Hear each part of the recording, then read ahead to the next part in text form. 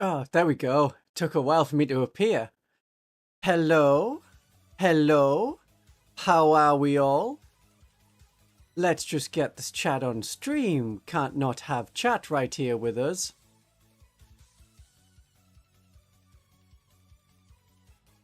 There we go. There we go. There we go. We have a chat. Hello? Hello, Mr. T. Hello, everyone.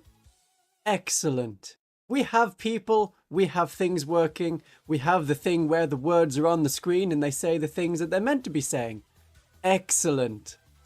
Excellent. Thank you for the little hearts. I like it when the little hearts pop up. That's such a cool little button. Maybe I will press the heart button. It's good. Okay. Okay. So we have to do the thing where, like it's a Games Workshop reveal of some sort on their Twitch channel, you have to tell me which country you're from right now. Or which country you're in. Where are you from, chat? What is happening where you are? Which country is it? I'm in England. We have USA. Hello, Sindri. Nice to have you. We have Australia. Excellent. I have the new Gap Games code. That should be in the description. It may be in the description. Yes, Australia and New Zealand, Gap Games link. Its affiliate link, Gap Games/Vampire. So if you want cheaper stuff for Australia and New Zealand, then we have cheaper stuff there. No one needs sleep. That is fine. It's going to be, what, sometime in the night? Yeah, it's wonderful. Poland good. Netherlands, excellent. Ah, Flicky Bicky in Germany, with the weather and also a sleepy cat. And Ireland. Great. That is at least some different countries. Mostly UK, which is understandable because I'm streaming now at a sort of afternoon UK time, when there's usually a lot of people around.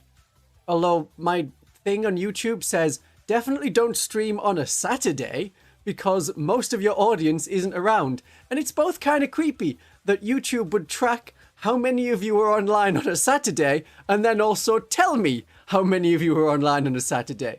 So there's that, and that's super weird. But never mind.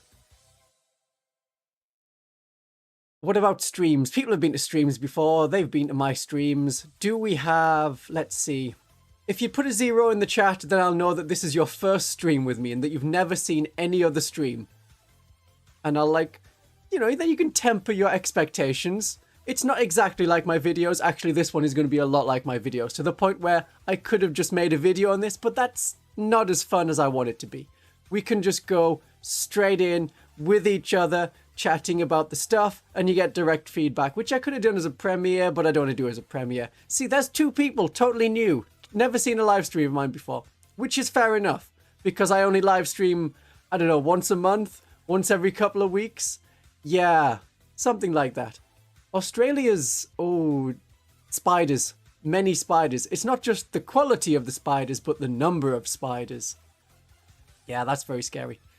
To the point where you can go out in summer and there will just be fields covered in cobwebs. It's wonderful. Can people hear music? This time we should have music. Is that something we have? Audibly, is there music happening right now?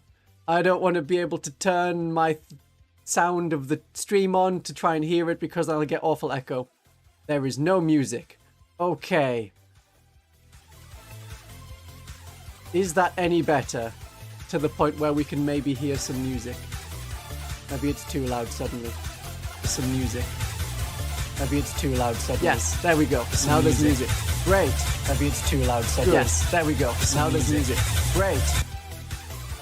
It is a little loud. Yeah.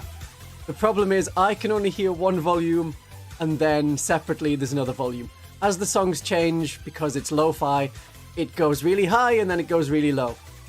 What I had 2 streams ago, yeah, the echo is just a whole thing. Yeah, why are we saying it's... Okay, never mind.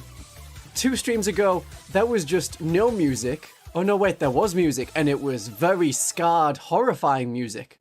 It was the bad kind of music. It was the scrap code only kind of music. And also that affected, like, the tip button. So if anyone say, hypothetically, clicked on the button that's in the description, right at the top of the description, that is the Ko-fi link, which is the glowing bar at the bottom of the screen. Yeah, oh yeah, we had AdMech music. Then we should get a Ko-fi actually pop up with like the amount of money you have tipped, and it will come up normally, like a normal thing, rather than just going, there's some money. So it's better. Last stream, I thought I had fixed it, and what I'd done by fixing it was shoot it in the head so that it was never going to work. It was dead, which meant that at least it wasn't scrap code. So now we have working music that people can hear that works. Excellent. I don't know what Lorna Shore is as a game, but I assume it's horrifying. Or maybe related to collecting bells for capitalism. How'd that do? Yes, I did indeed commissar it. It sounded like it was getting possessed. Bullet through the head was the best way to fix it. Absolutely. Absolutely. It's the only thing, it's the only solution. It's for your own good. That used to be the name of the rule, where if a psyker in the unit or nearby was having a Perils of the Warp moment, which in the modern 10th edition I guess would be rolling a 1 for your psychic test, psychic ability thing, then yeah, it's just done. They click the button on the gun, Psyker's head explodes, everything is fine, no one suffers from Perils of the Warp, least of all, the Psyker. Yeah. So that's all good, that's improved. And then we had, of course, yesterday, I thought, other people will be doing the immediate streams afterwards. I'll save mine for after we've had a day to think about it, have our own opinions, stuff like that. Good, good. That's where I thought, okay, now is the time for a stream. They just suffered from lead poisoning. Yeah, or the bits of shrapnel going through their cerebrum. That may have been also part of the symptoms. So we've had a day, we've had to think about the whole stream of the stuff that happened yesterday, which was for the 40th anniversary of Warhammer. And as a 40th anniversary stream, it sure was one of the streams that they have put on. Not a lot super happening, nothing like, oh, do you remember this model from 40 years ago? It's back. Nothing like that. Just their business as usual. We're releasing stuff as we go. Yeah. Yeah. It was a weird one. I initially missed the start of the stream because I was watching Frieren Beyond Journey's End, which is a very good anime, which only has a few episodes so far, which is all about a... Ooh. Joseph Coquinos just tipped 5 for melters or 4 storm bolters with my Palatine lead Dominions in an Wonderful. emulator. Ooh, okay, good question, good question. I would say, thank you for the tip, and then I would say that melter guns are probably better. The reroll to wound when you're wounding vehicles on a 5+ is very much a necessary thing. Yes, I like the combination of Dominions with the Palatine, that's good, and it means that when you get into combat, which is probably going to happen when you get charged, then the Palatine can be using their ability, spending the miracle dice and doing mortal wounds. But I would definitely say the 4 melters will serve you better. The issue with the storm bolters, they're okay for killing enemy space marines like the hordes of Black Templars, but then there's no armor penetration. So I would say, given the choice, which you evidently have, melters over the storm bolters. Because otherwise you're relying on saves being failed. With the melter guns, it's going to be able to do more damage. Hello, Ren from the Discord, currently called Foggy. Nice to have you here. Wonderful. Wonderful. So I hope that answers your question. Yes, I was watching Frieren from Beyond Journey's End, which I think in the manga is called Frieren at the Funeral. It's all about an adventure party with like a fantasy adventure party. So you've got your cleric, you've got your mage, you've got your hero, your melee fighter. They do the adventure, they come home, and then they're like, don't know what to do, and the elf of the party, Frieren, goes off by herself, and then comes back, and finds that, oh yeah, humans age really quickly compared to elves. It's a whole thing. So I was just watching that and being very nicely distracted by that, rather than watching the start of the live stream. Yeah. Yeah. Oh, the Stormbolters are quite good against things with a weaker armor save and 2 wounds, but you're talking really specialized units there. That's Gene Stealers, Orc Knobs. That's about it. That's what you want the Stormbolters for. Otherwise, it's, yeah, you can do 1 more damage if you roll a 6 against a vehicle or monster. Something like that. Melter Guns, I much prefer.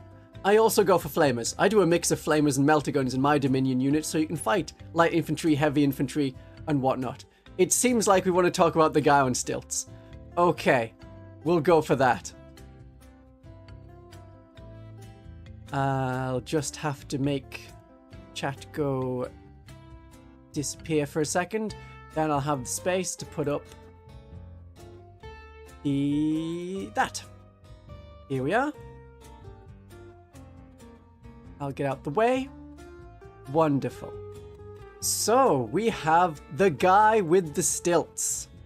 That's what we're all here for. We want to know if the guy with the stilts is fun, what he's doing, what he's got, where did he come from, where did he go, things like that. That's what we're after. He's a weird ranger. Okay, he's definitely not bland. He has something to him. There it is. Yeah, so the idea is nothing escapes his sight because of how high up he is. So that's maybe something for urban warfare. That's probably the best I can think of. That's about it. So he can see over the top of buildings and still hit you, and then hide with his robo legs. That's the only way I can think, yeah, that's a good idea. Don't think it's a good idea. No. No. I'm sure he'll have the highest kill count, but it's a strange model. It's definitely the weirdest model they could have produced. It's divided some opinions and generated an awful lot of memes. Yeah, I suppose he's a mobile watchtower. You could have him wander around a prison camp and he'll be able to see where the different people are inside the camp. So if there's anyone in need of servitorization, he can be one of the guards that's wandering around there. That's about it. He's certainly not bland. I'll give it that. I'll certainly give him that. Okay. Okay. The different guns.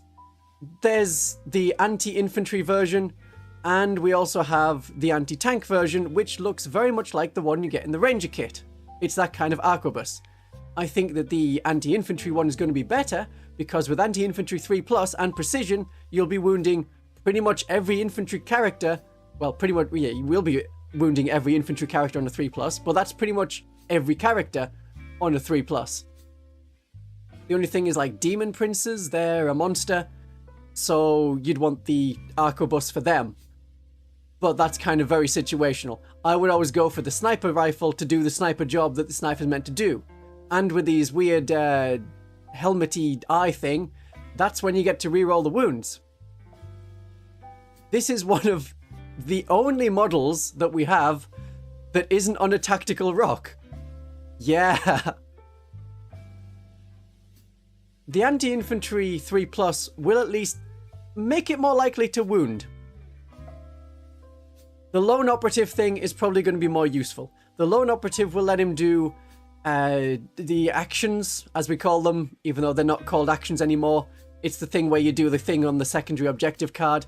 That he can do them and not get shot because you need to be within 12 inches of him to shoot because he's lone operative, and we know he's lone operative because it says so in the text. It's just the text that's on... I can't read the text as clearly. It's somewhere there. Oh, how fast is he? Well, I'm guessing it's going to be slightly more than 6 inches. Perhaps only a little. Perhaps 7 inches, or perhaps he gets to like insane 12 inches.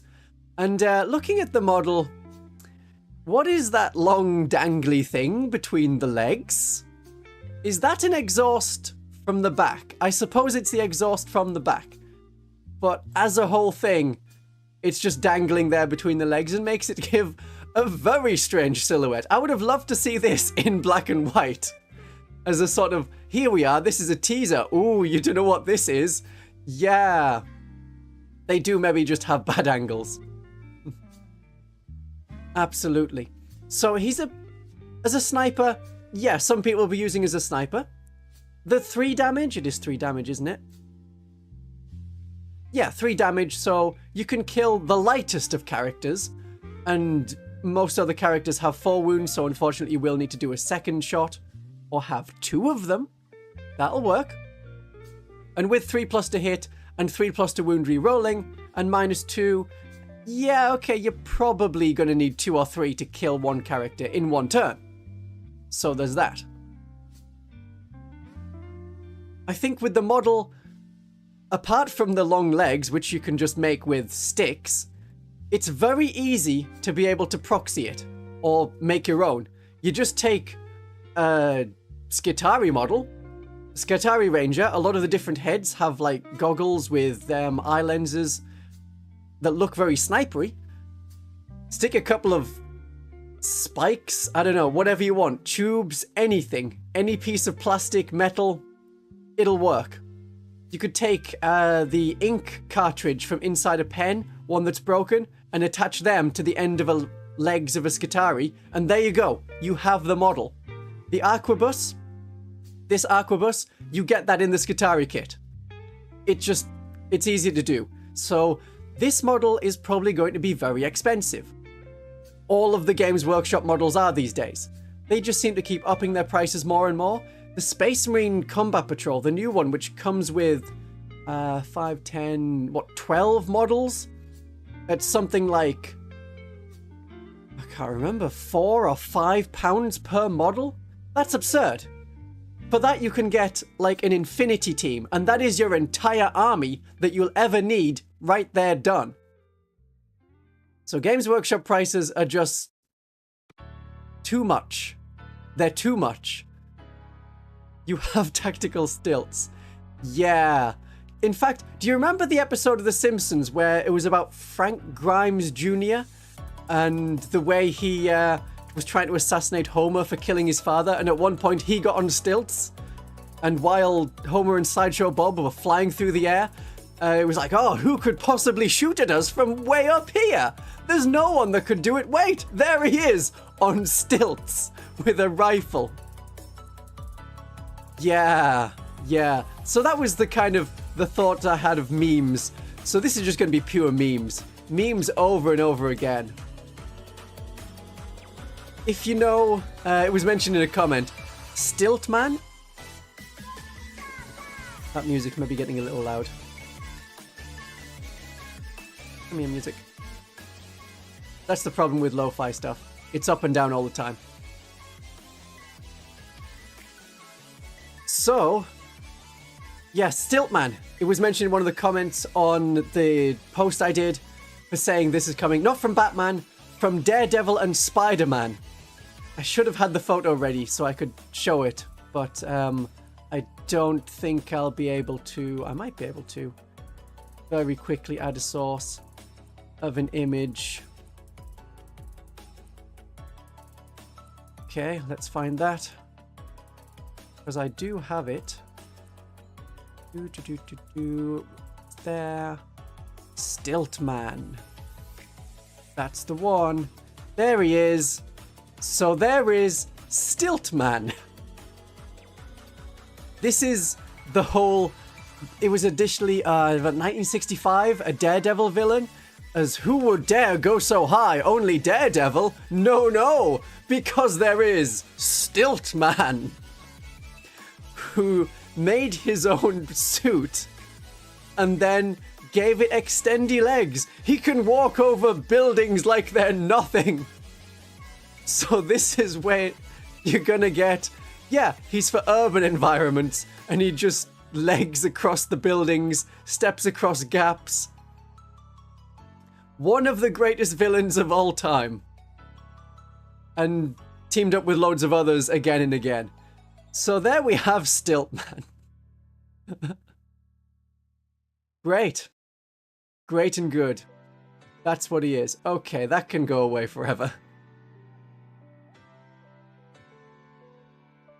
Ah. So, we have this guy.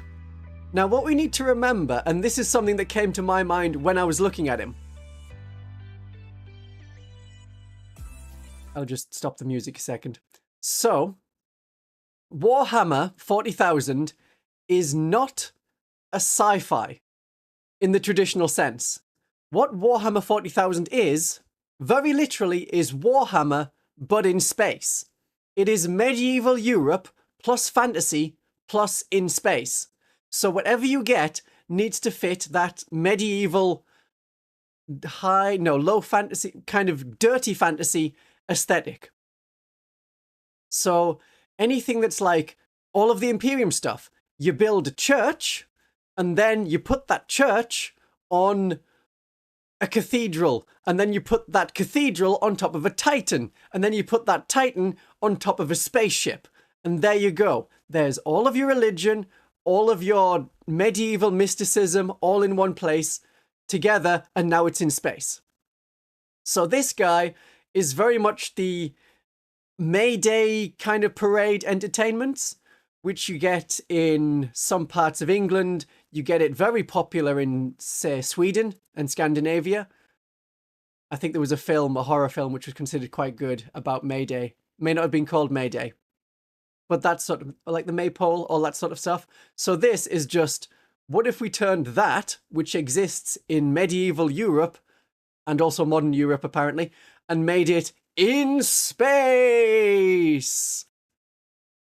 That's how you have to do it. So anything that Games Workshop makes has to be weird, medieval, sort of low-tech, with a sci-fi spin on it, in space. The music can come back now. That was my thought of, this is an important point, I need to remember this. So that's very much who this guy is, as well as being Stiltman, with his dangly codpiece. He does have no knees, so he is going to be awkwardly stilting around. There's no bending them or moving them, nothing like that. The most awkward thing. Okay, I don't know how to do polls on YouTube, but let's get some opinions. So if you could type 1 if you think this model is stupid, and type 2 if you think this model is stupidly fun, and then I'll know roughly where we stand on that. Both. Okay. Yeah, not something you're going to be adding to AdMech. Sentry duty. Okay, sentry duty and carrying the watchtower with him. We're going mostly with stupidly fun. Yeah, it's not, as far as I know, John Blanche art inspired, but it does look very much John Blanche art. I have some problems with John Blanche stuff. It's okay sometimes for a look. Trying to put it into a model makes it so strange. Some of the models that he's done, some of the drawings he's done, are intended to be models and look like models. So the new, the famous librarian that the Blood Angels have. What's he called? Mephiston. That was a John Blanche art piece. Looks quite good. It's a vampire, so that's cool. Props for that. So that works. The Canoness Viridian from the front cover of the Battle Sisters 2nd edition artwork, that works as a model, because it's a self-contained thing. Then when you get weird background things and they try and like, oh yeah, let's make a model out of that, it's not working. It's just not working. So most of John Blanche's stuff, I'm like, not super keen. Otherwise, it's good. I hope that people have enough space for that model, because it's an infantry model. You're going to have to lie it down. So that's the best way you think you're going to have to do it. The cherubs were his idea? I mean, the cherubs are okay. Again, they fit with the weird medieval thing that we then add in space with some body horror. Just a little bit of body horror. They don't want to go too body horror, otherwise it's Slanesh. So it's fine. we're going mostly with it stupidly funny. Not for everyone, yeah. But it works. When I say it works, I mean it can look like it sort of fits with the Mechanicus stuff. The tubing looks nice, the gas mask head is good, the weird hand that's holding the reloading piece between two fingers, and you get two, depending on... where are we at? There we are. So you can see it there. You get the other piece of ammunition. I don't know whether you call it a magazine or a clip. I never know. I just never know. A clip is something you take from a video. A magazine is something you buy from a newsstand. That's my understanding of clips versus magazines. So you get the different ones for whichever ammunition kind you need to put in. And apparently 2 different heads with the visor up or down, whichever one you like. Okay, let's move on to the AdMech Codex. So the AdMech Codex is gonna be... It's a magazine. Okay, good, thank you. The magazine... the AdMech Codex. So, what we know about the AdMech Codex, we have only 5 detachments. So the Space Marines have got 7 detachments. The Tyranids have 6 detachments, and I've played against 3 of the different ones. The Invasion Swarm over again. The Behemoth thing with the big monsters, that one isn't too bad. I know it's not, you know, tournament perfect, but it's quite fun, and if you play into the lots of Carnifexes, it does kind of work. There are going to be robots in the new AdMech stuff. We're going to have a detachment. I may mention it here. There we are. All the stuff about the cohorts. Yeah, there's going to be a detachment that's all about the robots and the Castellan robots. So maybe they can be good. The cohort Cybernetica, that's the one. I'm reading this at like size 0.8. It's not as big on my screen as it is on yours. So when I'm like going, is there something there? Then it's not just because I haven't got my glasses on. Yes, oh, that's such a good point, Thomas Willoughby. He needs to have hazardous because then the gun's recoil will knock him off his... will knock him over. Yeah, this is why you need knees, so you can weirdly brace. Or you could have like fly's legs. They could have gone with that and have him jump up. Yeah, the Hunter cohort is very much sounding like your snipey, stealthy kind of one. So that's going to be much like the Raven Guard have at the moment. Or the Raven Guard inspired Space Marine detachment. Is their codex, did that come out yesterday? I think it came out yesterday. We can talk about them and the Raven Guard when we go on to the kill team stuff. That will come later. Soonish. Relatively soon. You know how live streams work. I ramble. I could have done this in a 5-minute video, but then for all of my videos, what tends to happen is I talk for at least twice as long as the actual video is. So if you're looking at, oh, there's a 1.5 hours Battle Sisters, you know, here's every unit, here's how to use them, I was talking for more than 3 hours on that. And then having to filter it down. Anything like the one I did on Friday about the templates and the armor facings and all the cool stuff that's been here since 2nd edition all the way through that's then gone. I was talking for, was it a 12-minute video? Or maybe it's a 20-minute video. There was about 45 minutes of me talking.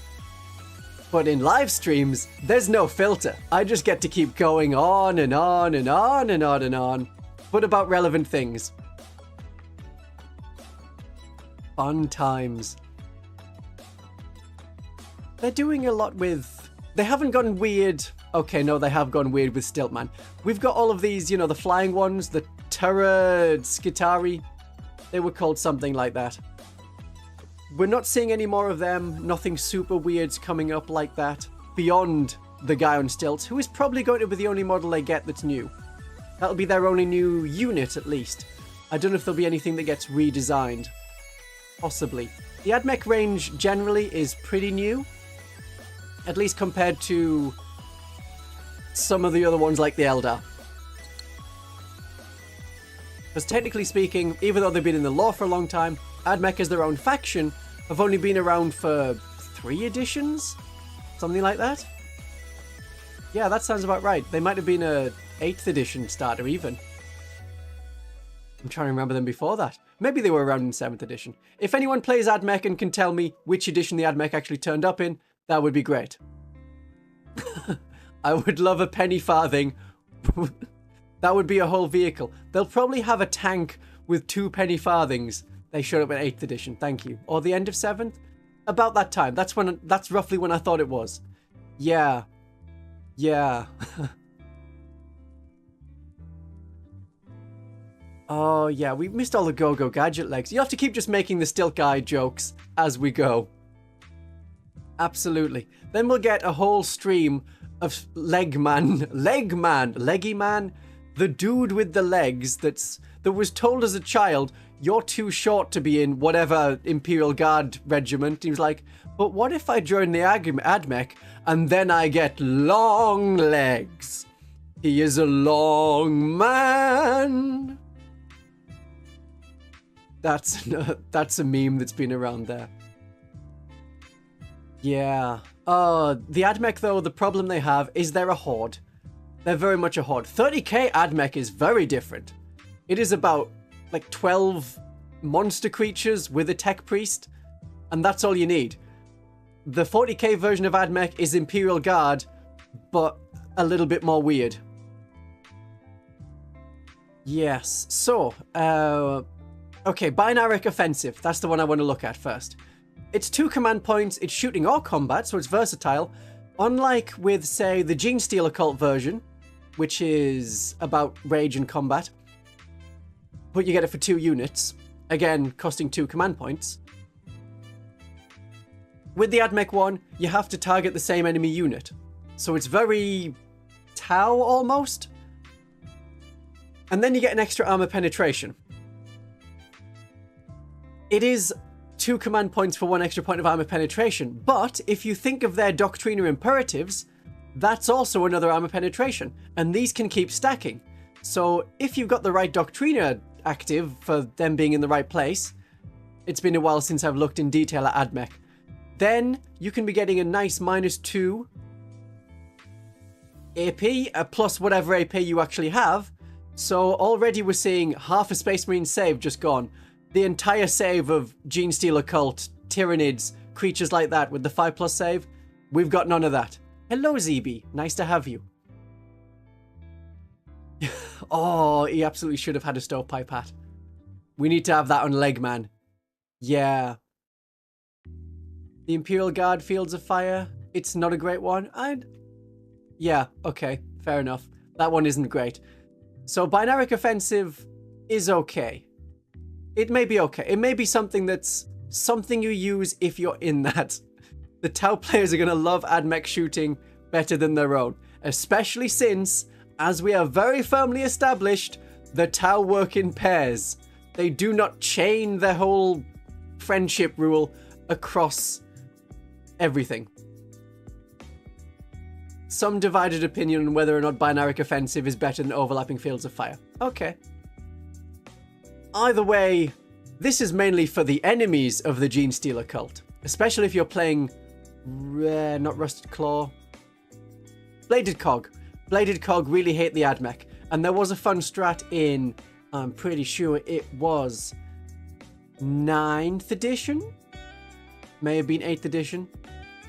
Then there was a stratagem that let them have essentially sustained hits 1 on a 6+ against enemies, or on a 5+ if it was against an Imperium unit, or on a 4+ if they were attacking an AdMech unit. And the one time you did it, there was so many attacks. Tau ponies with friendship is magic. That's how it works. Yeah. Yeah, that works. Pathfinders, I like Pathfinders. I think they're very functional, fluffy. Very fluffy for the Tau. So I'm glad they were there. And it's nice that you haven't collected anything serious in the last year, Julian. That's good. Far too many people coming around to, well, other people who do YouTube stuff at about 40k and say, come on, tell me how to get the best, most soul-crushing, mind-destroying, tear-inducing army list and how to use it. And I'm more of, here's a fun thing. I had someone yesterday or today very nicely gave me some tip money on the Ko-Fi, link in the top of the description if you like it. And they were like, okay, I have this army, it's really powerful. How do I make it not lose me friends? What do I change there? That would be a very nice, you know, so that's what I'm here for. The fun side of 40k, rather than pure cruelty. Okay, Julian's just doing it because they don't have enough money, not because of philosophy on life. That's fine. That's fine.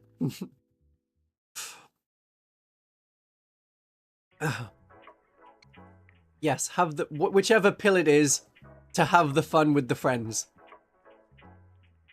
The Dark Mechanicum is something that could be expanded on. I don't know if it's going to be anytime soon. It may be a sort of there's a couple of units for it that'll come out when the Chaos Codex comes out. I don't know if that one's already planned for next year. It may be even later, like winter 24, something like that. Certainly more recent. It'll certainly come out sooner than the Genestealer Cult and Battle Sisters one. So they can expand a little bit on that, but we've also seen that the Dark Mechanicus stuff that was in Blackstone Fortress, that's pushed off to Legends. Mainly because of how it works, that there's only like the 4 models. So Vashtor plus them, I could see how that works. In fact, with detachments, I could see that working together and being maybe an Iron Warriors style detachment. Go very Dark Mechanicus. I think they're probably the Legion that uses the most Dark Mechanicus. Then it can be, here's your vehicles, here's your tough infantry, also all your Dark Mechanicus stuff. Possibly led by Vashtor. He is not demons, he is Chaos Space Marines, isn't he? I don't know if he has the demon keyword. Play along and find an Orc player. Yes. Orc players fighting Astra Militarum players always seem to have the best fun. It's great. It's definitely great. Yeah, the Negavolt Cultist, that was the dudes I was thinking of from Blackstone Fortress. Yeah, Vashtor. Now, Vashtor was released at Warhammer Day last year. It then took quite a few months to even get the model, because it was then announcing the launch of the whole Arcs of Omen thing. So it may have been, I think it was after Christmas that he got a model. It was quite a while. So anything that you're seeing here now, it's not going to pop up immediately. So we're going to have, let's think. Has the demon keyword, but is Chaos Space Marine. He needs longer legs. That's what we're establishing here. If he wants to be part of the Dark Mechanicum, he needs the biggest legs. Yeah. So anything we're seeing, unless it's going to be Codex related, it's probably going to be quite a few months before it comes out. So the Space Marine Scouts, yes, they'll be coming out soon. The AdMech stuff, yeah, that'll come out before Christmas with the AdMech Codex. Because I know they've said in the run-up to this Warhammer Day that there was going to be a model for, a new model, not necessarily a new unit, for everything that has a new codex coming out. But also their plan was to release things throughout the year for all the different factions. Hopefully they weren't just talking about Kill Team. So when we go into it, the Striking Scorpions box individually will probably not be available until the end of February. If you think about how they did it with the Sister Novitiates against the Pathfinders in that Kill Team box, that came out, then a couple of months later, you could get the whole box. Then, a couple of months after that, then you could buy the Battle Sisters Novitiate as their own box. So that's how will we get a leg up on the opposition. I'm loving it. I'm loving it. Great. Yeah, so Orcs, Tau, Dark Angels, Chaos Space Marines. Chaos Space Marines may have been listed as a one before summer next year. Eventually they'll have plastic for all the different aspect warriors. We'll see. We'll see. Yeah, the sisters, well, I'm not expecting anything for them anytime soon. But it may be that, there may be something there. And then whispers of this and that, and yeah, Emperor's Children may still be a while. You'll have to see. I mean, I've done a video on why they were delayed, probably. Which isn't just, they do one every edition, because Games Workshop does not work as, we need to perfectly pace this for an edition. No, it's just, they had a gap when they needed to not make the weird demons make people have weird thoughts, when a lot of the target audience still had like 14-year-old boys. If we're lucky, we might get Celestians back as a unit. That would be nice. I would like that. Yeah. And the new Fulgrim is only 30k, but I suppose you can use the model as a demon prince in 40k. That's about the only sympathy I can think of. That's about it. And then they'll have their own codex, and that'll be a whole other thing that they need to update and keep track of. Oh well. Okay, let's talk more about the AdMech stuff. Right, stealthy. Stealthy dudes, that works. Having stealth, and for certain units that are going to be really close to the enemy anyway, the Sakaran Infiltrators, which have the weird dome heads, or you can have them with normal heads and the swords. Getting the benefit of cover, because they're going to be probably within 12 inches anyway, because of how they infiltrate. So that's cool. I like that. I'm expecting that for the Genestealer cult we might get something similar, a very stealth-focused, purely explosion shenanigans, all of the infantry shenanigans, something like that for Genestealer cult. That would work. So only 5 detachments, which is fair enough when you haven't got pre-established like craft worlds, chapters, battle sister orders, and things like that. And then we're going to see changes to the Rad Zone cohort, which is good. The radiation bombardment was something that worked okay in Crusade games, because in a lot of Crusade missions you can score in the first turn. So when you're able to do a mission where you score on the first turn and then you first battle shock the enemy, that is actually knocking them out of getting victory points. Otherwise, battle shocking the enemy in the first turn just stops a couple of command point stratagems if they failed their tests. Otherwise, you're not knocking them off command points, not stopping them from getting victory points, because they'll be able to move out the objective turn 1 and then they score turn 2, and by that time they're already unbattle shocked. It reminds me a lot of the 8th edition Imperial Guard stratagem to do a bombardment across the whole battlefield. In small games it was pointless. In larger games it took a really long time, and that's something we saw with the Rad cohort. You're having to roll for lots of different units. So something different that doesn't involve such a time-consuming thing would be great. Crusade is a lot of fun, even just doing the Crusade missions. So if you're ever playing with the Leviathan cards, and you think, oh, okay, we've had servo skulls, we've done this so many times, that's where you can take the book, if you have the big Leviathan core rulebook, and then you can go, okay, let's do this Crusade mission. They're not perfectly balanced, but they're fun, certainly. So I like Crusade stuff. Putting together a Genestealer cult Boarding Patrol. Boarding Patrol was a game system. I didn't play much of it. They pushed it for a little bit, but I could see it was not going to have the longevity. Yeah, that was... It's okay. I'll do a video soon, very soon, about the units you get in the Battle Sisters Boarding Patrol, and more about Battle Sisters. I would love to see them in groups of 5. When I did my own, here's what the Celestians should look like if you want to have continuation and use Celestians in your games, so there's a video on that if you want to look at it, then that's how I did it with units of 5. So yes, they are tuning up the Rad Bombardment. They haven't changed too many of the things in the different like Space Marine Codexes and the Tyranid Codex. Yes, they're changing Oath of Moment, and for the Tyranids, they've only done minor tweaks to the Invasion Swarm. Otherwise, things are pretty much exactly the same, which makes sense. Then again, we have had so many patches and changes since May when it was released. There's been about 3 or 4 balance changes in that time. Which is...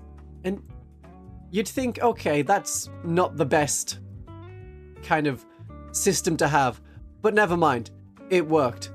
Thankfully, things are getting better from the look of it. Yeah. Only built the combat patrol, okay. The hunter party cohort is quite stidgies with the stealth. We have... Yeah, you can't shoot as if we're too far away. That at least matches that. They also have a few others. There's the... I can just see of it. Oh, the ads. There's no way to turn off ads entirely. I just get the option of, do you want adverts or do you not want adverts? That's about it. Which kind of sucks for YouTube. But there's no other system that's better. Twitch is doing all of the ads all of the time. And that would mean making a Twitch account and then trying to say, hey, you know how I'm always on YouTube? Well, now go somewhere else. Which is not a great idea. Ah, well. We'll just have to live with ads, unfortunately. Oh, okay. We'll go on. Yeah, so... ads do pay me, which is nice. It's not a lot, though. It's really not a lot. If I think of the amount of money I get from YouTube compared to the amount of money I get from you guys and girls and everyone else and the non-binary people and the tyrannid identifying people who are totally separate to all the others and do it just for memes... Ads are poggers. Come on. I get a lot more money from tips than I do from YouTube. So tips are greatly appreciated. Link in the description right at the top. Yeah. Right, we'll move on to a different thing. You never got an ad on your mobile. Great. It doesn't seem to happen for everyone.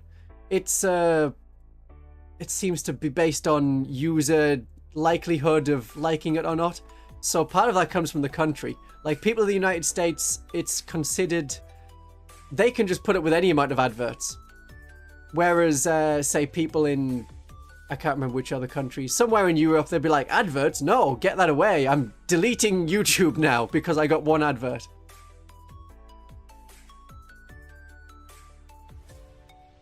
Necrons. We'll do the Necrons next. Right, so we have the Necrons. They're getting their new codex as well. I need to do that. Okay. And we're getting an Imhotep the Stormlord. That model, this Imhotep model, it looks exactly the same as the previous one. I compared them. The only thing that's different is the way the cloak flows. So this guy could just be generic Necron Lord as far as we know, just with like crippling bones. He's got bonitis in his hands. Something's wrong with his fingers and he's looking at them like, ugh, what's going on here? My hand, it's doing a weird thing.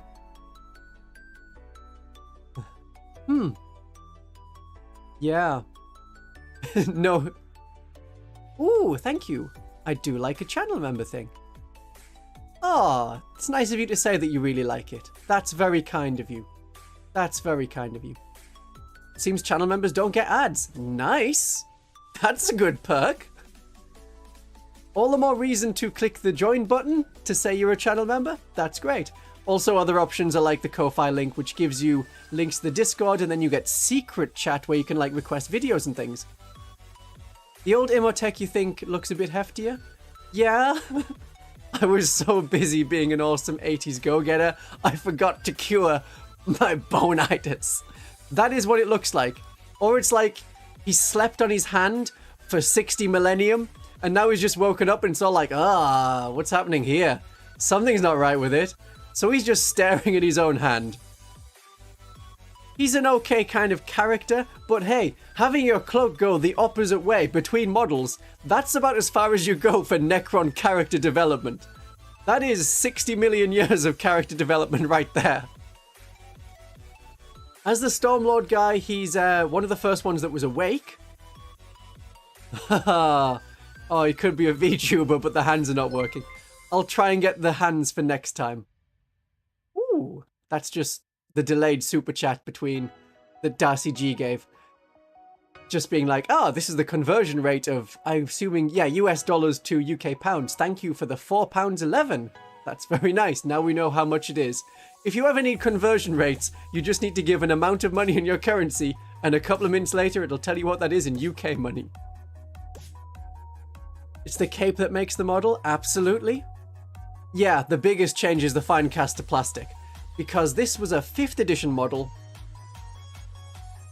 Right when the Necrons got this whole upgrade from being metal models that they've had pretty much since 2nd edition. Although they did get the plastic stuff in like 4th edition, 3rd edition. That they had almost until recently. Yeah, then they went all Finecast. And so the Finecast version of him is utterly horrible. Absolutely awful. So many bubbles. So many bubbles. He's the Codex art? We'll look at the Codex art. Because I'm not so sure about him being the Codex art. If you look at the Codex art there, the hand is not the same hand. This has 4 fingers, as you can see there. There, he's got the 3 fingers and the thumb. The model on the Codex art has 5 fingers. So either there wasn't coordination between the miniature design team and the art team, or this is just a generic Necron Lord, which it could be. We should also point out that this Necron Codex art is the only Codex so far that has gotten new art for the front. The Tyranids, the Space Marines, the Mechanicus, they've all had the same cover as they had in 9th edition, but with the stamp of their like symbol vaguely embossed over the front. That's all that you've got different. And I just think Codexes should have different art, so at least you can tell them apart so you don't accidentally buy the wrong one. That could indeed be an Overlord, yeah. Cape's cool, stole it from Trazen. Maybe. Maybe. I don't know if... Yeah, the other Necron Lords have this weird cape as well. So that works. Chaos Robots. Oh, yeah, Necrons used to be Chaos Robots. That's going back to 1st edition. They were good. When it was just very much, hey, you know these Terminator films that have come out recently? They're really cool. We should get some of them and put them in our universe. And then they remembered more recently, oh, right, yeah, we need to make this more medieval looking. And so now the Necron Warriors that came out in 9th edition, they're all very zombified. So that's why they've got the bits hanging out to make it look like intestines. You can see it on this model where it's got the kind of intestine-y look. Very skeletal looking. If the other Necron Lords have a cape, then it's all just 3 kids in a trench coat. It could be. It absolutely could be. The older metal models, some of them are very good. I really like the 2nd edition look. When they were Necron Raiders. But now when 5th edition came, that's when they became Khemri in space. Or in space. And now they've gone much more, again, the undead kind of look. Space Crusade. I love Space Crusade. Space Crusade was a lot of fun. Did we discuss the teleported Necron detachment yet? We did not. You have that to look forward to. We've just been talking about the flow of the cape that's got some like bugs on it, so we might need to air that out a bit. It's always awkward to get the bugs off something that you've had in the loft in a box for 60 million years. Yeah. Okay. So, detachments. I'm just trying to read that. Really tiny text for me. I know you can see it okay. 47 datasheets. Oh, right. 47 datasheets. That's like 3 less than they currently have. So, what are they going to get? I'm assuming it's going to be amalgamations rather than deletions. So maybe the bodyguard guy, the guy that's holding the big stave, in white-looking body armor. It's not really body armor. It's his body is white. The bodyguard for Zandrek, his bodyguards for the Lords. So they'll join together as a unit of 2. That's probably how I think they'll do it. The Necron Lord and the Necron Overlord, they will probably be combined into one datasheet. Because the Necron Overlord has the option for the Tachyon Arrow, which you can swap for a Resurrection Orb, and the Necron Lord has a Resurrection Orb. So I can see them just becoming the same unit. What else we got? The 2 Flyers, the 2 Croissants, the Doom Scythe and the Night Scythe, they could just be the same thing with a weapon option. Because we don't really have the fighter style and the bomber style anymore, it could just be the same thing. They can be merged. I see no reason not to merge them and just have weapon options instead. What else? The Locust Destroyers. The traditional destroyers. Not quite 2nd edition. That was its own flyer thing. That was cool. And when that crashed and you tried to resurrect it, the individual guy got out rather than the whole thing getting and flying off again. So it was very much a man sitting in a chair flying a thing around, looking a lot like the land speeders did in the second edition. So we had the Locust Destroyers. They'll probably get pushed together with the heavy Locust Destroyers. So the Locust Lord, it's one of the older models. So yeah, that could go. There's an anti-aircraft vault? Oh, yes. Yeah, I know the one you mean. Where it's a vault rather than having the Catan in the middle of it.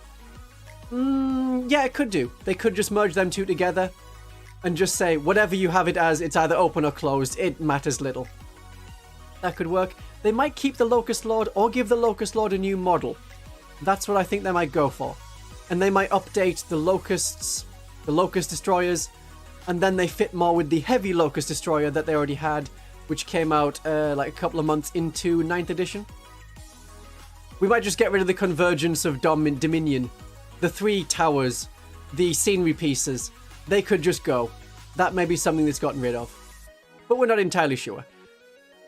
But going off Space Marines, it's going to be a merging of units. If you have 2 very similar units, they just get put together. That's why I think the Locust Destroyers and the Locust Heavy Destroyers get squished into one. Much like the Scouts and the Scout Snipers got squished into one. And we'll talk about them soon. When we get into the kill team stuff. So, so the detachments. We wanted to talk about the detachments. Alright, okay, they're going to get more stuff than a new model. So, they said that's not going to be new units necessarily, but will be new models. Immortals is just an upgrade for the Warriors. Ooh. Don't know about that one.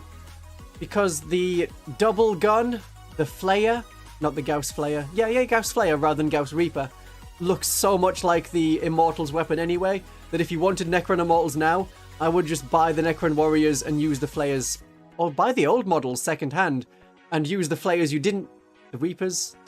Use the Reapers that you didn't use on your dudes and put them on them. And now, suddenly, you have Necron Immortals.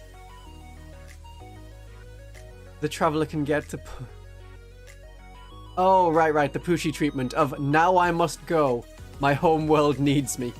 Yeah, he could go and fight Tyranids. That was the whole thing of the Silent King. He was off by himself, sitting there waiting for everything else to die, and then the Tyranids came along and he was like, ooh, I need to do something about that. Everyone get up, get out of bed, we're gonna go fight Tyranids. So hopefully the Necron fluff will have a lot about them fighting Tyranids, plus Pariah Nexus stuff, like what's been happening there. We know the Necrons are winning, the Necrons are using only a fraction of their power, and the Necrons are being like, why are these Battle Sisters not falling over and collapsing and like doing nothing? Why are they still fighting? Because Battle Sisters are awesome, and the Necrons need to understand that. So dynasties. We still have the Awakened Dynasty, which is still the horde of infantry with characters doing all of their phalanx we will not be destroyed thing. And probably before the Necron Codex gets released, I will need to do a video on that and how to kill it. But this, the Hypercrypt Legion, this is the one. Yes, so one of the dynasties, I can't remember which one, they were all about sunlight and turning into gold dust and teleporting around the battlefield already. Now we have this. I don't think it's going to be ending up like the Grey Knights. That's what a lot of people are comparing it to. Oh, it's just going to be Necrons, but Grey Knights. I think it'll be more like the Raven Guard Space Marine detachment, where you can take 2 of a certain kind of unit, and in this case, an infantry unit, and then be able to teleport it around as long as you have something else. So for the Space Marines, it's 2 Phobos units or 1 other unit. For the Hyperphasic Recall, it's 1 infantry unit. And then you have to put them near a monolith. So if you do have massive blocks of infantry, and you can do it as a reaction to an enemy fighting or shooting you. So if you get charged by something that's like really weak, just going in there to help, they attack you, then that unit disappears before the big, horrible, already fighting you in a battle of attrition, I don't know, combat terminators can put you down. And then you disappear at the other end of the board, and then let's go again. Then you move up. Oh, look, you're no longer in combat. Now you can shoot. It's a nice idea. It's a nice idea. It is indeed 2 command points. Imhotep the Stormlord can generate an extra command point, much like Junith can. So I think that's the only way extra that they can generate command points. They're not like the Genestealer Occult where the Neophytes generate them command points, or like Imperial Guard where you spend a stratagem, you get another command point on a 5+. There's nothing quite like that. So they're going to have to wait to use that. It'll be like how the Imperial Guard with their reinforcement stratagem, they wait and then they do it. The Tyranids who are now using the Unending Swarm detachment, you're like, okay, I know I'm going to be using this to get another unit back, so I'll save up my command points, the one I get in your turn and the one I get in my turn, and then I'll do the thing that regenerates 20 termagants and then put them in near my Tervagon, which is a big monster thing which heals the termagants already. Alternatively, if you don't have loads of termagants and hormagants, you're probably just better going for the Invasion Swarm. I did face off against the Unending Tide as both with some Death Watch and then with the Battle Sisters. The Tervagon is the thing you need to kill, and thankfully my Canoness with her Holy Sword was able to kill it. That was the swing that meant that I won the game rather than not win the game. Go Battle Sisters, go Battle Sisters, let's have Holy Swords.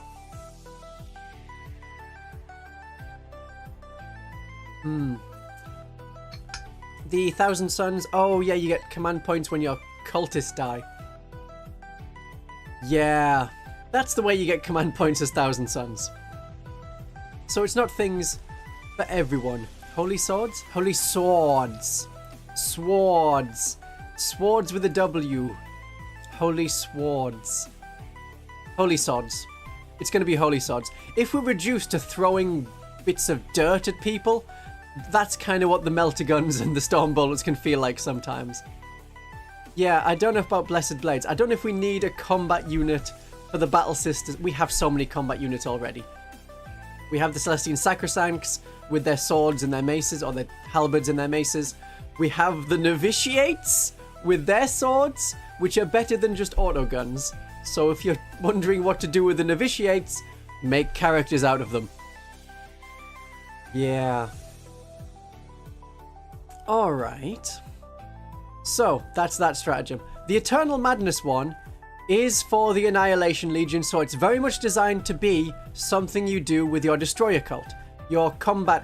the Scorpion ones. Scorpeth Destroyers. The ones that came out at the start of 9th edition. The ones that were in Pariah Nexus. Them ones. And then it's a unit, so if you have the Scorpeth Destroyer Lord in the unit, then it's every time a model in that unit is destroyed. So if they're going to be able to put down 3 of your things plus the big guy, that'll let them fight on death on a 4+. That's not bad. I know that the Chaos Space Marines have one that's better and better if you're a Mark of Khorne. Who else has one? The Space Marines have one, but it's only for a character, I think. I'm trying to remember. Or is it Blood Angels have that? Might be Blood Angels. Battle Sisters, we can do that as well with our Hallowed Martyrs. But then we need to have a good combat unit that's exactly going to counter whatever it is that's killing it. And usually we don't. Which is a shame. So Eternal Madness, very much a Necron thing there.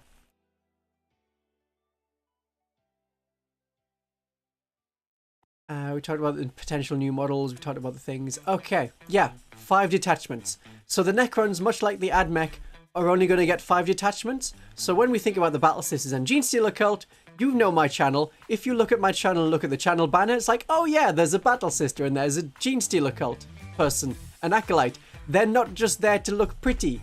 They are there because these are the armies I talk about. So we're probably going to get... yes. Exactly. we're probably going to get 6 detachments for the Battle Sisters, and we're going to get, I think, 5 detachments for the Genestealer cult.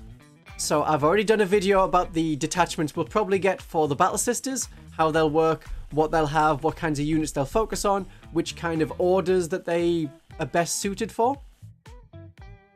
Add Pog, okay. When it comes to the Genestealer cult, I think we're going to get 5 different detachments, one of which will be like the Twisted Helix, so it'll have a lot of focus on the Aberrants and making them and the Abominant better, and probably the Metamorphs as well. Something to boost the Metamorphs. If we don't, well, that'll be just how they work. Then for, say, the Hive cult. So I reckon that the Hive cult will have not necessarily a Brood Brothers boost, some kind of boost to them. It'll be vehicle focused, but an army rule that affects all of the models in your army, like all of the units in your army. It won't just be, okay, it's only for Genestealer cult models in your army. It'll be for everything, and that way Brood Brothers will be included in a lot of the benefits. So suddenly people with Astra Militarum units will be like, oh, okay, hang on a second. Maybe what I should do is include Genestealers rather than just going pure Astra Militarum. And they'll do it that way. That could be a way to do it. Evil Corporation of Food Tech? Yeah, you could do that. The whole cult that managed to get a Genestealer onto Earth and do that thing where it was with the Custodes, and they were fighting the Custodes, which was when the Custodes Lieutenant kind of dude was announced, and the Battle Sister Reductus. That whole thing, that was where they put a Genestealer inside the carcass of an animal, sent it to Terra, suddenly Genestealer cult.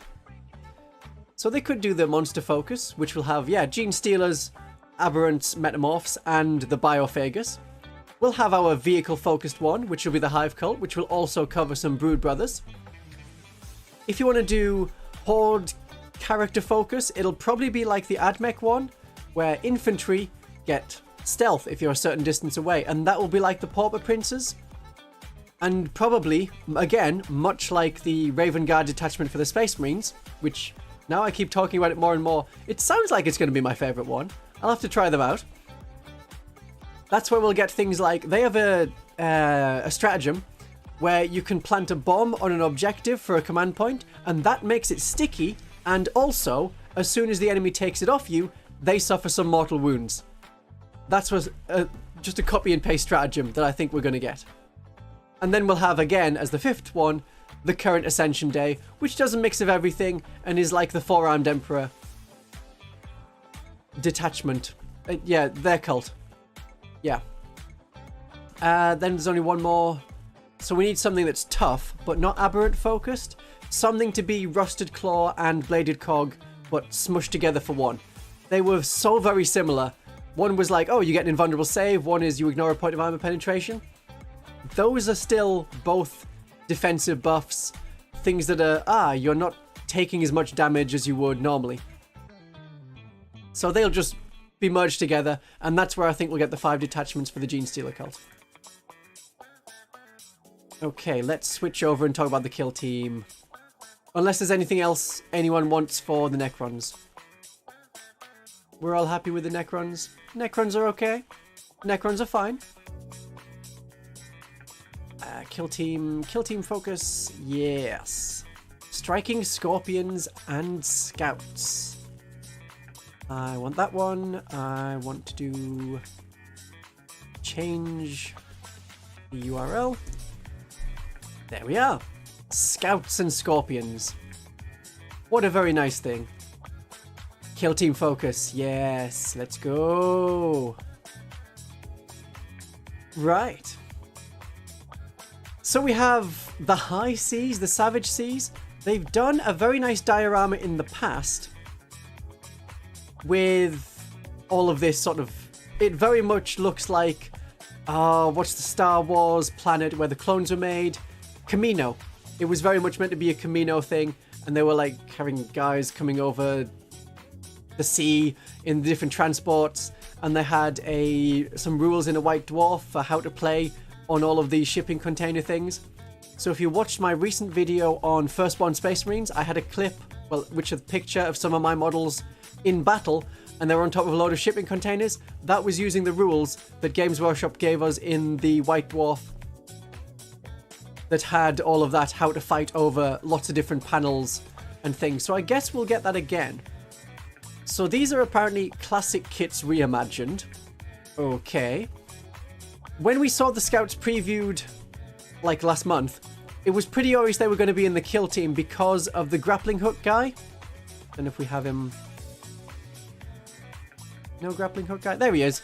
Grappling hook guy. So we could tell, okay, there's not going to be any rules for that. It's just going to be a purely aesthetic thing.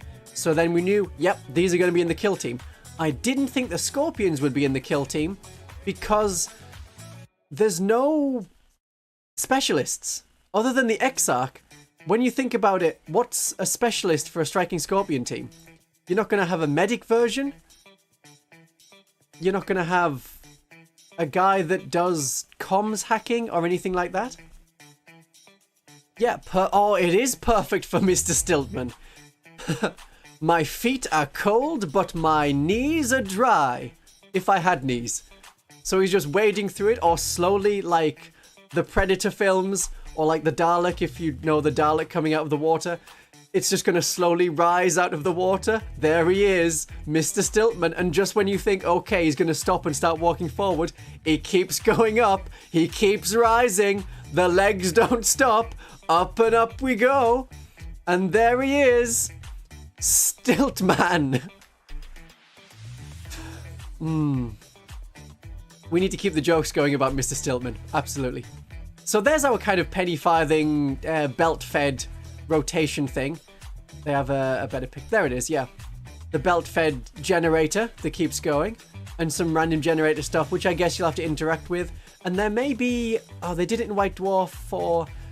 there was a planet where they had the Purple Kraken chapter. And also some Deathwatch were fighting against Tyranids. And there were some scenarios about making the water rise, making the water fall. Things like that. So that's maybe the kind of scenarios we can expect from this. And then maybe they'll do more scenarios about it. That would be nice. Yeah. Maybe they just threw the Scorpions in just so Eldar had something. But then I was expecting Swooping Hawks.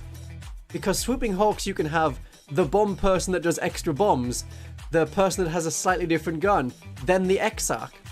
So there's maybe 3 specialists out of a team of perhaps 10. But the whole plot of this is a Farseer has been captured by some kind of tech priest Magos, and the scouts have been sent to protect this weird design, so no AdMech defending it, just Space Marine scouts, sure, why not? And this is the planet that the whole Space Hulk from the previous kill teams is going to crash into. So we still haven't added up the Battle Sisters and the Tau into this. They were fighting their own thing. The Orcs and the Imperial Guard are in a totally different planet in the Octaria sector. It would have been nice to have the jungle stuff. When was the last time they remade jungle things? Oh, yeah. It's with the weird Eldar trees. Something like that. Yeah. Scouts are always the first line. Yeah, let's just put the future of our chapter right there. I mean, they've got to learn how to fight somehow. Otherwise, they can never become Firstborn and or Primaris models. It's a good test, absolutely. After you've gone through all the other tests that you go through to become a Space Marine. Yeah, so maybe just Eldar are not getting a codex anytime soon. They have a super powerful detachment and rules already to keep them going. So maybe just give them the models now. There's a lot of some... What do we call them? Tactical rocks. Every model has a tactical rock. Look at that. Look at what we're seeing. Everyone. Every model has a tactical rock. I've done a whole video on tactical rocks. I did a whole live stream that ended up being just about the tactical rocks. Tactical rocks. They're just here. So if you want to know about tactical rocks, I've done a video already. They're weird. They're strange.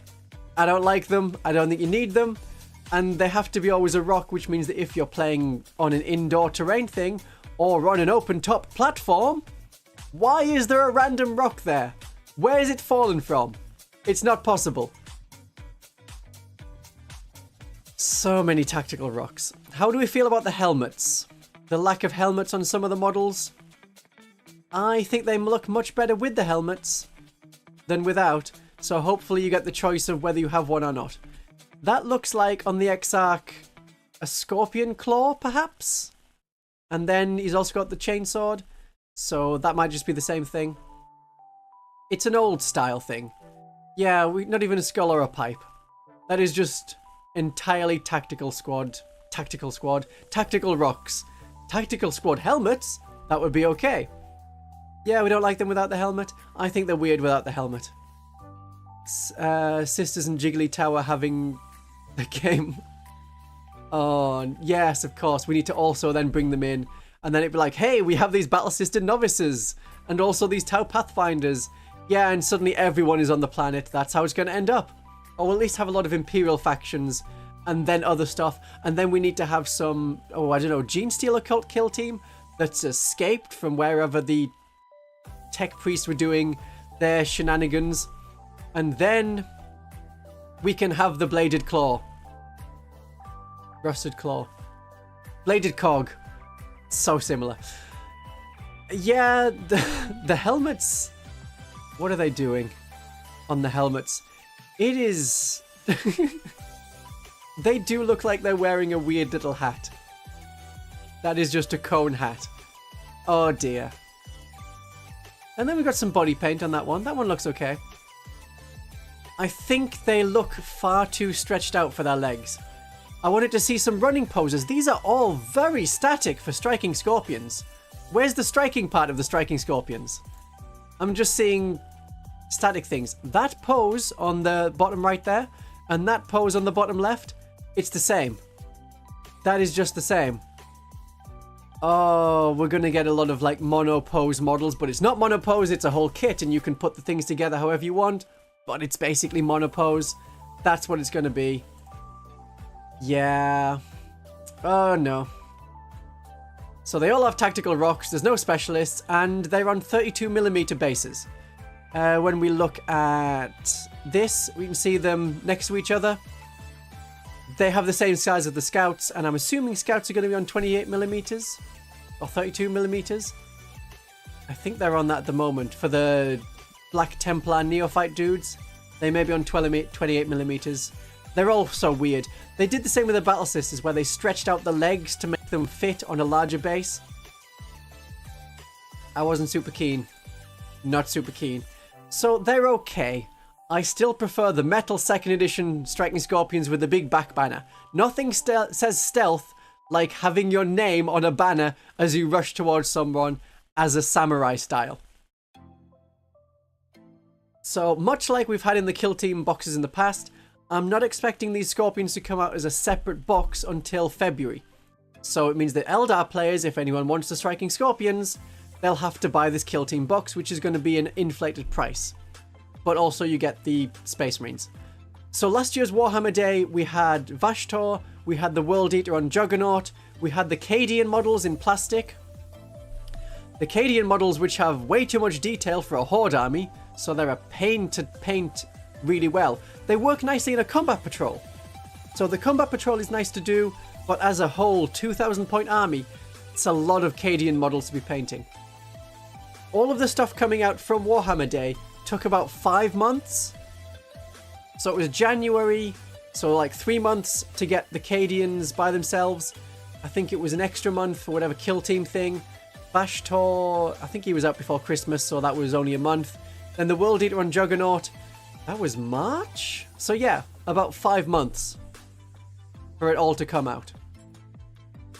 So if you want the Striking Scorpions, this is going to be the only way to get them for a while. I do think the 2nd edition ones were the best, yeah. There'll probably be Marine players take the kill to... Oh yeah, maybe. Maybe there'll be Marine players getting it for the Scouts, but I think the Scouts will be sold separately a lot sooner. Yes, if the scouts are getting a silenced missile launcher and silenced heavy bolter, then why aren't there back banners on your stealthy assassin striking scorpions? Makes so much sense.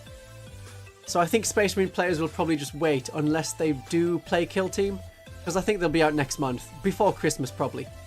So, Space Marine Scouts. If you look at the legs, you can see that this is going to be 2 of the same sprue. So these legs on these 2 guys are the same legs. There we have a running pose in the top right, bottom left, the same running pose. There we have a guy leaning forward, and there we have the guy leaning forward. These are the same legs. So it's going to be 1 sprue that builds 5 Space Marine Scouts, which makes me think when they're sold as a box, they're going to be sold as a box of 5, rather than a box of 10, and already in the rules, you use them as a squad of 5. Being able to put them up to a squad of 10. They also have bolt guns. Actual, honest-to-goodness bolt guns. No stealth bolt guns, no Oculus bolt guns, no bolt guns that do weird things, no auto bolt rifles. Regular, normal, 2 shots, strength 4 bolt guns. I like that. I'm glad we can look at these and know these are firstborn models. Hello, Extremify. I know that the missile launcher isn't silenced, but yeah, it's a whole weird thing. I expect it will be 5 scouts for £37.50 UK money, which is, as we've seen from the conversion rate when I got that very nice tip, thank you again for the tip, of £4.11, that's going to be about, what, 45, 50 American dollars? That's not great. That's not great. So if you're wanting these when they come out, remember I have a link for Firestorm Games, which gives me... Let me just get rid of them.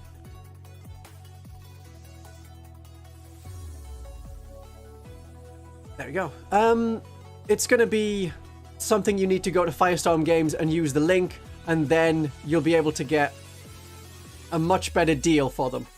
So that's in the description right now. If you want to click it, then you know that you've clicked on it. I also have one for Australia. That's Gap Games. So that's going to be much better. Much better in terms of pricing. Otherwise, old Space Marine Scout models aren't too bad. Yeah, might be... Okay, you think it'd be 10 for $37.50? Well, the new Assault Intercessors with the jump packs are 5 for $37.50. Or, no, it's 5 for £35, and then 10 regular Assault Intercessors for $37.50. It could be one or the other. Seeing Games Workshop prices and the way they keep going with it, I think it's more likely there'll be 5 for £35. So that's an unpleasant amount of money. So this will be the way that you get your scouts. Yeah, I don't like the bolt pistol. The bolt pistol is the Primacy one, where it has this weird housing just on top of the barrel, and it also has a grip underneath. Now, if you were an Imperial Guard sergeant, okay, good.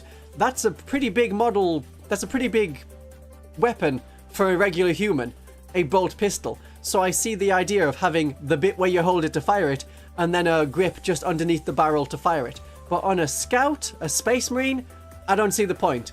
Just give me regular, traditional bolt guns, bolt pistols that I'm used to. We have very nice regular bolt guns here, so we know Games Workshop can do it. Don't know why that guy is sticking up 2 fingers at me, but okay. Yeah. It's very much meant to be like, it's like the other Primaris ones. They seem to have just redesigned the bolt pistol, and I don't like it. Yeah. The sniper rifle. Where have we got? Oh, right, yeah. We haven't got any slits on the side of the... We haven't got any stilts for the sniper rifle. That's absolutely it. Well, we have a grappling hook, so we could maybe grappling hook up above and then use a sniper rifle. Yeah, it's not great. Never mind. If we don't have stilts, then... Oh, is the heavy bolt... Oh, yeah, the heavy bolter has the stilts on the weapon. Or we can call it a bracing thing. Either way. I would have thought that the magazine, just for looking at it, is enough to brace it, but doesn't matter. Doesn't matter. Now, the sniper rifle. It is going to be, because this is going to be all of the different parts on one sprue, the sniper rifle is one sniper rifle for every 5 models in the squad. Even though we're seeing here there's 10 different models, one with a sniper rifle, you can have 2 scouts with a sniper rifle in a squad of 10. It's for every 5 models you can have a sniper rifle, and then also in addition to that, for every 5 models you can have either a heavy bolter or a missile launcher. So if this squad wanted to be using as many different special weapons as it can, then you probably want to swap the grappling hook thing for a sniper rifle, and then it works. He has a power cloak. He does. His cloak has electricity running through it to make it work. I think some of the other things like the eliminators, I'm going to probably just kit bash my own one. Yeah. That's where they have all this power business. The heavy bolter does just look like the ones we have in the past. I also like that we can still have the combat knives and the bolt pistol, so that my 2nd edition scouts can still shine. They're pretty good with the combat knives. I have no complaints currently for how scouts are doing. Scouts are great. And they get shotguns. Guess who doesn't get shotguns? It's the Death Watch. And you get shotguns on the sprue, but then they're just called long-ranged weapons, rather than here's a shotgun with different kinds of ammunition like the Crypt Clearer and stuff like that. Or you could have just had them as a bolt gun. I'm okay with that. I was never a massive shotgun fan. I find them all generally too short-ranged, but they're okay. They're okay. Every army should indeed now get a guy on stilts. You have 15 of the old metal sniper scouts? Wow, that's cool. I know a lot of the old metal scouts with like knives and chainswords, and this helmet with the visor, that looks nice. You can now, if you have 5 scouts with sniper rifles, you can take 3 of them, they are now eliminators. The other 2 that have sniper rifles or have a heavy bolter and a sniper rifle, however you had them, you can now put them in your scout squad with the rest of scouts with like combat weapons. And there you go. So you can still use your scouts with sniper rifles, just have to split them up. I know they're a little bit smaller, but you know, you don't want a massive height of a dude. It's a dude with a sniper rifle. It's a space marine with a sniper rifle. So it works. It's definitely the same thing. Same thing. Why is it slowing down? Oh, it's slowing down because there's an advert. Okay. Never mind. Yeah, right. So I think there's either sold as a squad of 5 or a squad of 10. Not sure which. Not sure which. Is that everything that we've got? Oh, can you have an all-scout army? Yeah, I suppose you could. Although, I don't think they're battle line. Space Marine Scouts. Surely they're not battle line. I definitely don't have a copy of the Space Marine Codex. I am not currently looking through my copy of the Space Marine Codex. Scouts. Not battle line? No. New scouts are not battle line. Only like things like tactical squads.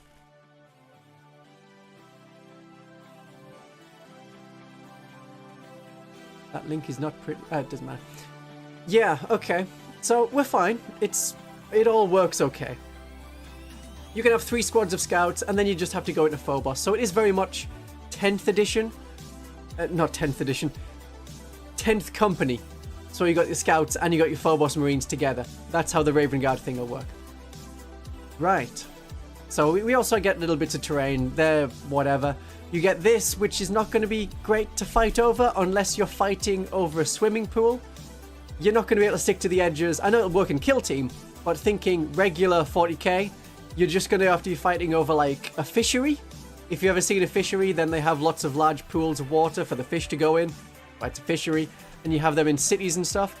So a lot of fish that you get probably isn't from the sea, unless you actually live near the sea. Then yeah, if it's the kind of fish that's there, it comes from the sea.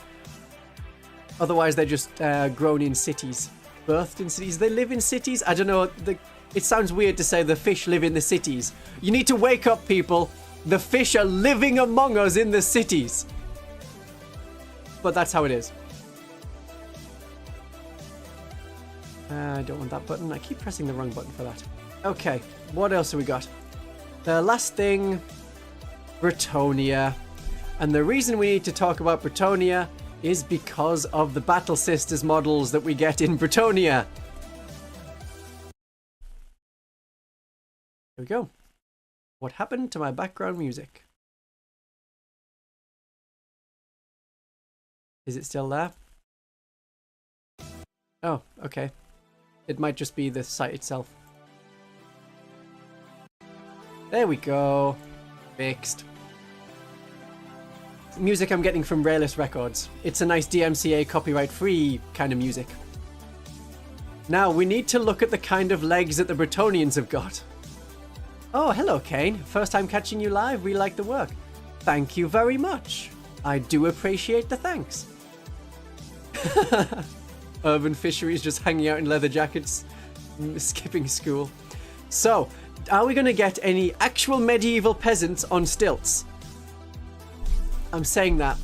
If you think of the Age of Sigmar things that the Not Empire just got, there is a guy on a pole and he's being carried by an Ogren.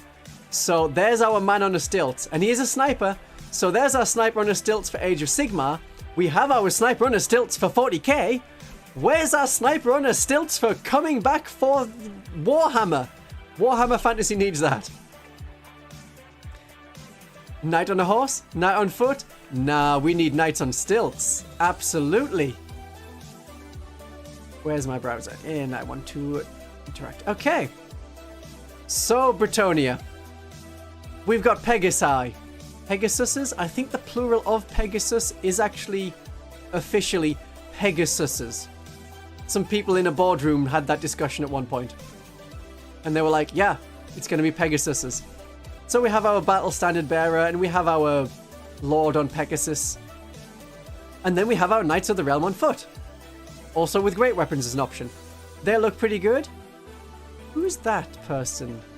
The one with the banner. Is that a lady? That might be a lady. It's either a very cute boy or it's a lady knight.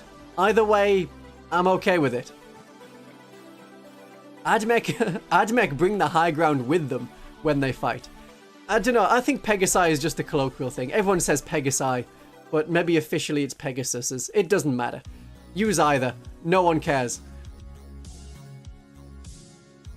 So, we have knights on foot, guys wearing cloths. This is good for looking like the middle class kind of knights. I'm okay with that. We have a pretty statue. That can be a simulacrum for a Battle Sister unit. The Pegasus Knights. It doesn't say like Pegasi or Pegasus is there. No, it just says Pegasus Knights. They look so identical to the metal ones that already exist. So I'm not massively stoked for them. I don't know if they needed the flight stands. They could have just been on the square base and that would have worked. That would have been fine. Yes, we know there's Knights on horses, Knights of the Realm. I still have them in plastic when they first came out for the, I want to say, 4th edition Warhammer Fantasy, which was Bretonia against Lizardmen. I think that was the one it was. 5th edition. I think it was actually 5th edition. 4th edition was High Elves and Goblins. 5th edition... maybe it was 4th edition. It doesn't matter. One of the early editions of Warhammer Fantasy. That was 6th. Okay. So 5th edition must have been Goblins and Spearmen. Then 7th edition was Empire and Orcs. Then 8th edition was the Island of Blood, which was Skaven and High Elves. That tracks. I don't think I'm skipping any of them there. Yeah, 6th edition kind of plastics. Okay, good. Pegasus is already a plural? I mean... yeah, Lizardman versus Bretonia was the weirdest mix ever. And it was the Lizardmen that was the attacking unit. Attacking army, so they were all like besieging a castle. It made so little sense in the lore. Unless you add realm gates. If you just throw some realm gates in there, it fixes everything.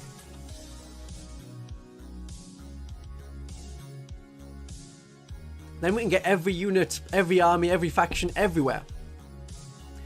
So we have these guys, and you can see the drummer has some frogs on the end of his sticks. The reason it's frogs is because French peasants. That's who these guys are based on. Bretonia is in the geographic location of France. So if we're having French peasants, we need to then have frogs. That's the rules. Do we have any people from France here today? Or Bretonia, however we want to call it? Have you had your mandatory frog on a stick today? The rules in the end of Warhammer Fantasy Battles were just bad. Say, I think it was 6th edition, 7th edition, about then. That was really fun. I could very much get behind that. It's a crock of a joke. Oh, come on.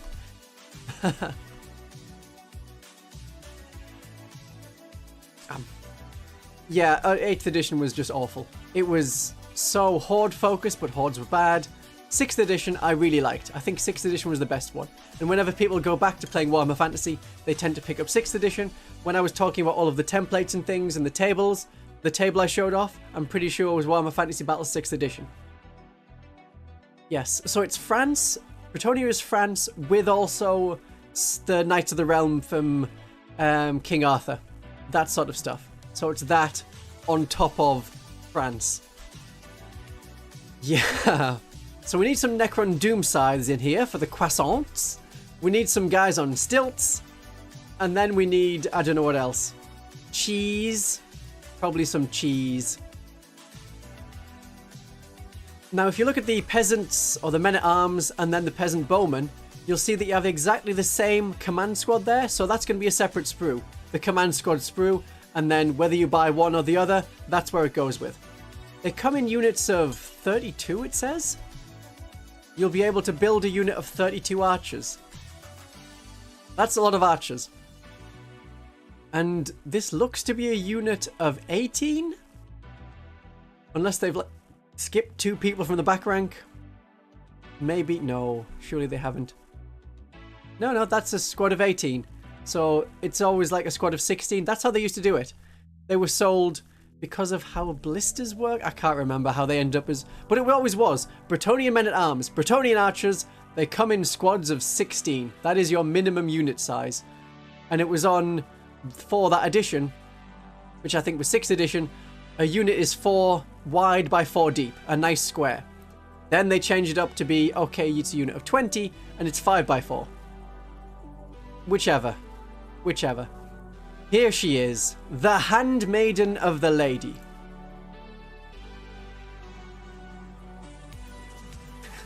Isn't a frog a slur to French people? It's a common one, yes. It's a modern one. The snails are a stand-in for something else. It's more of a, if you ever send the purple aubergine emoji, that's what the medieval snail is the equivalent of. Yeah. Now, we have a tactical plant rather than a tactical rock here. Oh yeah, that's a good idea, Mr. Snakecake. Knights of the Realm on foot could be Crusaders for the Battle Sisters. Yeah, I like that. We can definitely look here for some cool Battle Sister models, because we're not going to get new Battle Sister models for a while. You want it to be 3 deep in 6th edition? Yeah, because the max rank, as I showed off in the video, the max rank bonus you could get was +3. So you needed at least 20, because then if you took no casualties, you could get more. 2025, I think we can look forward to Battle Sisters in 2025. That sounds good. So, looking at this, what is she called? Handmaiden of the Lady. Are we going to be running her as a Dialogus? An Imagifier? I suppose you could switch out one of the hands for a power sword, and then you have a Palatine, perhaps? I don't know. We don't really have any, this is a Psyker, but it's not a Psyker, other than the Demonifuge. So we could go that route. If we were going to have a new Battle Sisters model, then, oh, it's okay, Vanna Variable. It's nice to have you. I'm probably only going to go on for another 10 minutes, 20 minutes. Then I've had like 20 minutes. They're 2 hours of stuff. Did you miss the man on stilts, you mean? I'm afraid you may have missed the man on stilts. However, we've been continuing jokes about the man on stilts. So now we have the Handmaiden of the Lady on stilts made of plants.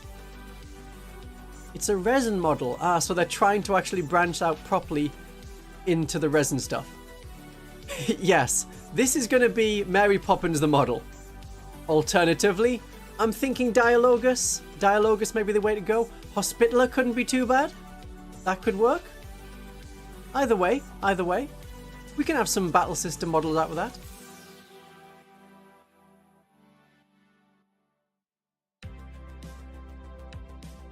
Yeah. Some nice stuff. I don't know about needing armor. I mean, the Dialogus model... It doesn't have the most obvious armor, so I think the Dialogus could get away with it. Princess Leia doing her Force leap? Yeah, that would work too. Because we all know that's the best Star Wars film. Sacrosanct Superior. Ooh, I like that idea. Then maybe you could swap the top for a halberd? I don't know. Maybe that. I like the idea of a Sacrosanct Superior. With the big spear, yeah. Yeah. Just add some Stormcast feet, perhaps. I would probably clip her off the flower, have her on foot, maybe standing next to the flower, reaching over the flower, something like that. That could work. Oh, I'd be okay with that. Well, I think we've about come to the end of all of the different bits. Oh, there's a little bit more. There's just showing off, yeah, we can have a... And now, basically, you can have a Bretonnian army entirely on foot, and it isn't just peasants. You'll have knights on foot, knight leaders on foot, and you get the field trebuchet. Yeah, that's all good. Let's bring chat back. Chat, return. There we go. It's not come back. Oh, there we go. There we go. It's scrolling up now. Yeah. You can have it as a banner person. You could use the hands. There's a lot of things you could do with it. Absolutely. Absolutely. Huh, what else has happened recently? Oh, yes. Pariah Nexus ended. Did anyone end up watching Pariah Nexus? Because it's only 3 episodes, like 45 minutes, which I wouldn't really call a series. I would call it 1 episode. It gave some nice Salamanders fan service to people who like Salamanders. Yeah, Pariah Nexus, the TV series. They had 3 episodes on Warhammer Plus. I did a video about it. It got average reviews. Yeah, oh yeah, the crew firing, one guy's just sitting on the wheelbarrow. Yeah, they made a nice little diorama out of that. They made a nice diorama out of the trebuchet, which is very nice. And everyone should have breaks. Union rules or not. Get your breaks. This could be a break if you are working on a Sunday, and some people may be working on a Sunday. Have a break today. Watch a VTuber. Stuff like that. Yeah, okay. Pariah Nexus was pretty good. You're saying it's not great? The weird thing Games Workshop did... Okay, let me know if you don't want spoilers for that. If you don't want spoilers for Pariah Nexus, let me know, and I will just not talk about Pariah Nexus. How do you know I'm not on stilts right now? I might have got in costume just for this. Actually, I think if I raise myself up, I just clip. Yeah, it just clips. We're not doing that. But believe me, I am on stilts right now. We need a VTuber on stilts. We don't. Or we have a VTuber on stilts. Yeah, the animations indeed. Yeah. The app itself, I think it's a bad app. It needs to have legends at least. When I updated it for the new Space Marine stuff, it's like, yeah, we just dropped 500 points and all of your legend stuff is gone and we're just not going to mention that. So good luck figuring out your new points values. Okay, I'm not seeing anyone say I don't want spoilers. So, let's change. If I add, I'll show you what Games Workshop put as their advertisement that they provided. There it is. That's what they gave as, this is what's going to look forward to, like Pariah Nexus episode 3. This was the screenshot they used. So you can see exactly what's going to happen at the end of Pariah Nexus. That is the worst kind of advertising where they tell you the end. Why are we going to watch it? there was a little bit of character arc. The Battle Sister did have a character arc. As we suspected from episode 1, the guardsman was just a figment of her imagination, because any guardsman walking around without a gun should just be shot. But the Games Workshop saying, hey, come watch Pariah Nexus, this is how it ends, before episode 3 had even aired on Warhammer Plus, was a bit much. This was just so weird. So we have a salamander who is okay, and we have a not healthy looking battle sister just lying there. So that's a shame. I don't know why they did that. It just sucks. And that can go away now. Okay, so there. That was the spoilers that Games Workshop provided. I didn't give you that. Games Workshop gave you that. Now, the best thing to compare it to, you're like, okay. Yeah, it took them, it wasn't quite 4 years. Oh no, it was 4 years. They may not have started right away, but this was several people working continuously on a project for 4 years to make. Compare that to Astartes, where it's one person doing an amazing thing with a great script, great visuals, great sound animation, and no voices. Astartes has this great way of building tension just by the change in the tone, just by the change in the music, and then it has the action scenes, which are great and regular. Pariah Nexus, I think I went into it expecting something like what they put out before. Something like the 9th edition trailer where all of these characters are from, where it's like, here's a little bit of talking and then battle. It's mostly battle. Let's show off the battle. When you think of Games Workshop, you think of the models, and they fight on the tabletop, and then there's a lot of fighting. It's all about the fighting. If you want character drama, then there's the books, because you can't really show the fighting in the same way. So yeah, then the guy that made Astartes, whose name unfortunately I can't remember, yeah, he's changed up in a basement, and Games Workshop's like, we have that now. This is ours. And they keep showing that off as the way they're like, yeah, this is great. This is our animation. And they didn't make it. Pariah Nexus is their animation. Took them 4 years to do 45 minutes. So maybe they just shouldn't try and do animation. Maybe they should just stick to, we make models and sell them for a very high price. Yeah, so there's probably that. So Astartes I recommend watching. I'm pretty sure you can still find it on YouTube. It is also existing on Warhammer Plus. The Iron Warrior episode was much better. Absolutely. But Pariah Nexus, weirdly too much talking. Then they kept reusing the guardsman assets. So in every episode they had the same guardsman walking slowly towards people in their zombified version. Like, if you've got the asset, sure, like, use it. But again and again, it was like, we don't know what to do for this moment. Add zombies. We need something to happen. Oh, it's the zombies. Yeah. So, the scary thing with the Iron Warriors show, that was okay. Pariah Nexus, the way they built it up, it didn't match the hype they provided. I'm okay if people liked it. It's fine to like it and think, yeah, that was pretty good as part of something else I was already paying for. But on its own, it's not worth a subscription.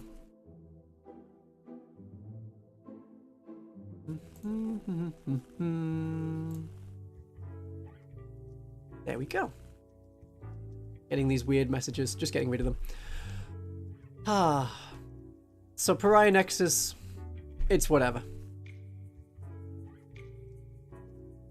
Those weird Tinder messages should disappear soon enough. It's good that it means I'm popular enough for people to put spam on my chat. That's great. I'm okay with that. Maybe this is an indication that I am a big YouTuber. I just have no idea how big a big YouTuber is. Going off numbers, yeah, like 3,000 people having subscribed is a lot, and I'm very appreciative of that. I just couldn't quite wrap my head around it last live stream when I was doing the I have 3,000 subscribers, the number went up, what do I do? What does this mean? I don't know. I might be considered a big YouTuber. As far as the pure numbers that get thrown around, anyone with more than 1,000 subscribers is in like the top 5% or 10% of everyone on YouTube. And I mean, look, this isn't a I fell off, help me get back to my real self kind of thing. I don't know when I was ever on, or if I will ever be truly on.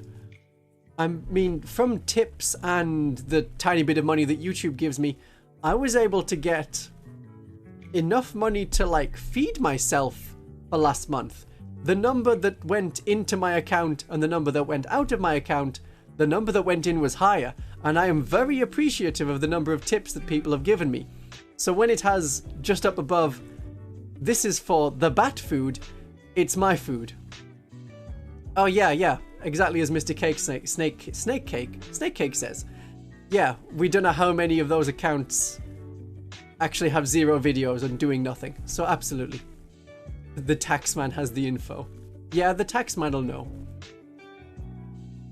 So yeah, this isn't like a, I'm going to stop YouTube, or, oh no, am I awful? Oh, will I ever be great? I'm having fun with it. You're having fun with it.